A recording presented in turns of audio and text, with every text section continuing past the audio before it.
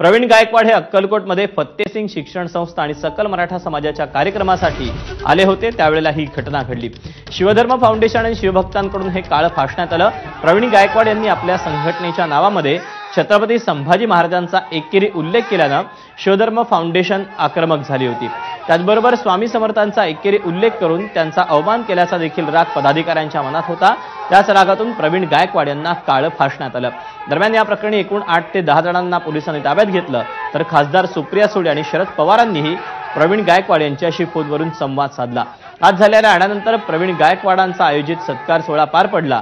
आज घडलेल्या घटनेवेळी योग्य वेळी उत्तर देणार असल्याचं प्रवीण गायकवाड यांनी म्हटलंय।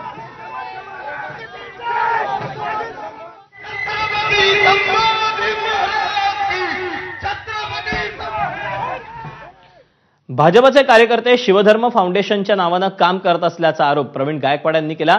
तर माझ्या हत्येचा कट करण्यात येत असून याला राज्य सरकार जबाबदार असल्याचं गायकवाड यांनी म्हटलंय।